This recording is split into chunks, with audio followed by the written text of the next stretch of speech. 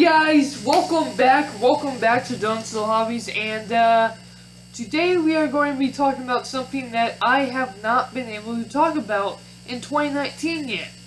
Today we are talking about My Hero Academia, specifically the last two chapters. Oh my god, the last two chapters of the manga was excellent, and if you guys are anime onlys, skip this video. Just don't watch this video because total spoilers for the manga chapter. I believe it's 212 and 213. So wow, these chapters were pretty good. So I hate to say it, I know that it's really cool to see the characters and their new moves and their new power sets and all that, but I have to admit, I kinda threw out this entire little arc on battling with Shinjo. I was like, come on, can we just skip to the good stuff? Can we just get to Midoriya versus Shinjo? Because that is where it's going to get good. I knew it was going to get good. And when that chapter came out, I believe it was 211, my god, what an amazing chapter. Midoriya is actually fighting, not Shinjo, he's actually fighting, I don't know his name, but the copycat guy, and it's possible that the copycat guy might have Shinjo's quirk, so Midoriya is trying not to answer to him, but god, he's just hammering on this guy, being just a jerk to get him to say something, and of course it doesn't work, but this is when he starts acting in anger, which is something interesting because it comes into play later on. It starts acting in anger, and his quirk activates. Quirk, all one for all, activates. I almost said all for one. Oh god, no, not all for one for all, activates, and guess what? It's got this new power. It's this weird, crazy power. And then he can't control it, you know, everyone's freaking out, including Uraraka actually goes up to save his butt, by trying to get a handle on him, and then having Shinjo, try to take control of him, and I really like how we got this little thing with Shinjo of him, like, he's always been acting like everyone's just in his way. But this time, he finally decides, you know what? Let's kind of be friends. And says, hey, Midoriya, let's fight again sometime as buddies. No, he doesn't actually say that. He just says, let's fight again. And of course Midoriya says, yep. And goes underneath Shinjo's quirk, you know. And this is when he starts having the dream. And it turns out, and correct me if I'm wrong, I do not believe we ever get to learn his name, but we do get to see a predecessor of One For All, which is really awesome, and it turns out that this black ink gooey stuff that came out of Midoriya, part of One For All, is actually now part of One For All, and it's his quirk. And I really liked his personality. I kind of wish we had more of him.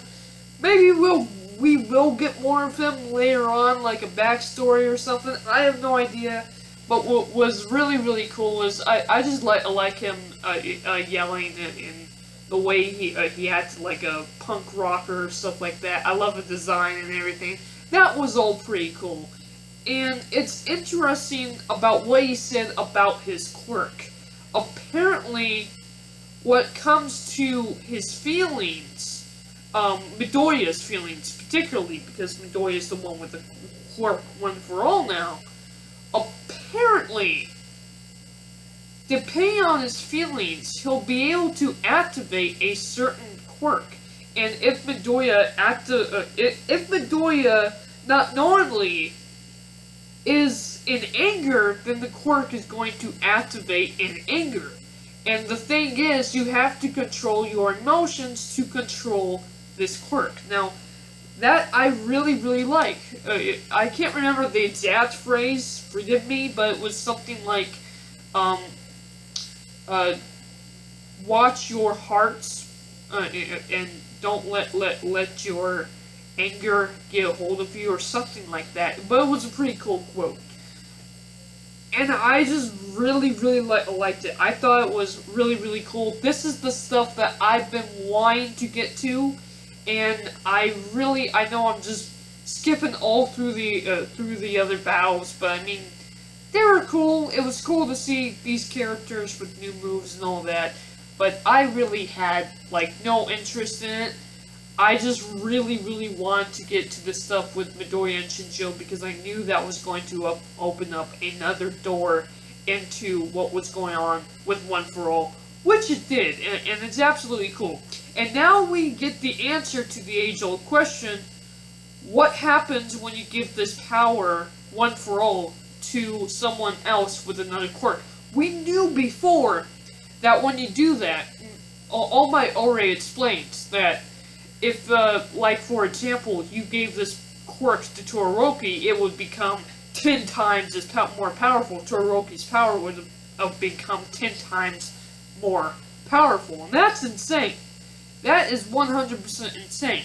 But we never learned, but we kind of theorized, and it's been all over the internet. And now it's canon. Now we actually have a legitimate answer to it, but everyone has kind of guessed that, well, because of the way the quirk works, and it works pretty much just like All For One's quirk.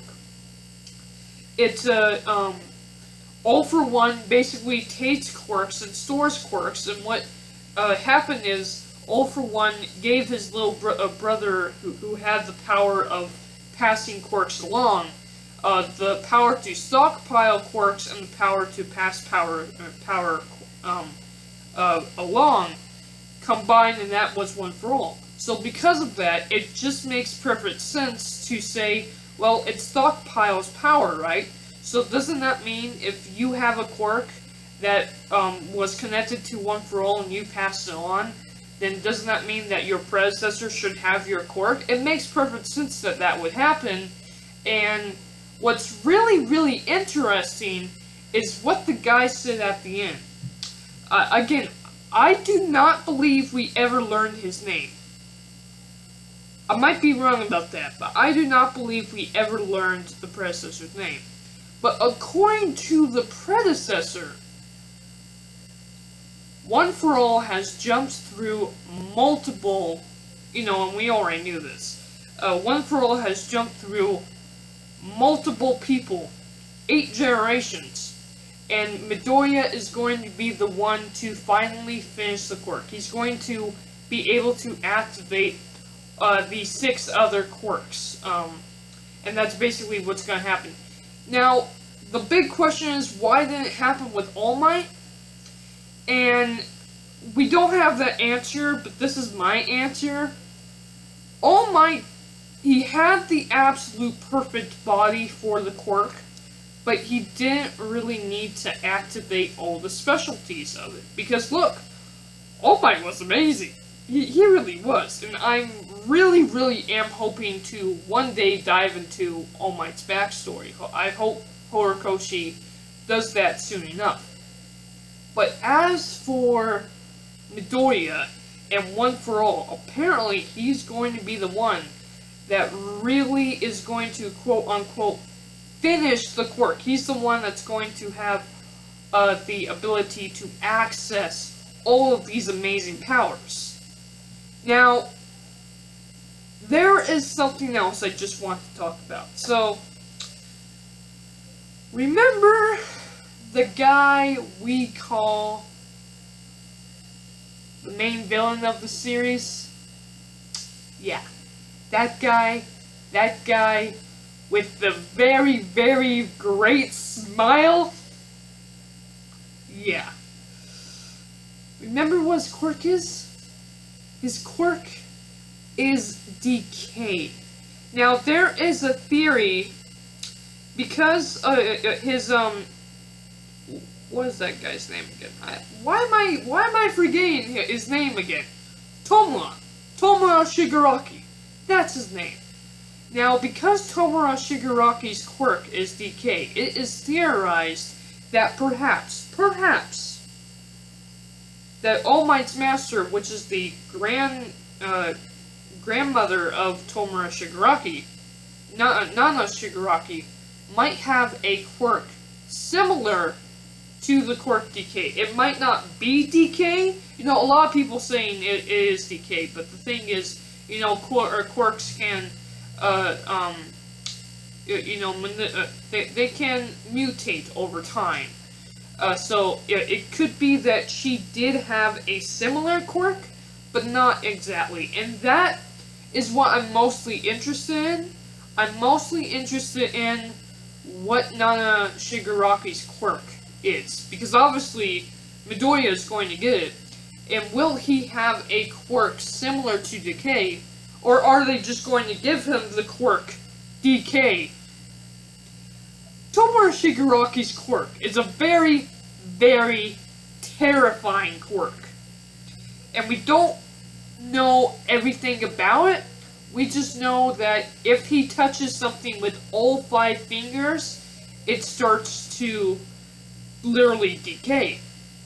So I wonder if Midoriya is going to end up with something like that, where he's going to have to be really careful not to touch everything with all 5 fingers, and he would learn what Tomura Shigaraki goes through every day of his life, and that could somehow make another connection between him and Tomura Shigaraki. Not to mention Tomura Shigaraki's grandmother was his predecessor, so that could just be something else. I love the way they're setting up the story. I mean, we all know that the author is a Star Wars fan, and you can really see the similarities between this and Star Wars, and I just cannot wait to see how this story continues. Something that I'm really interested in seeing is just more of Tomura Shigaraki.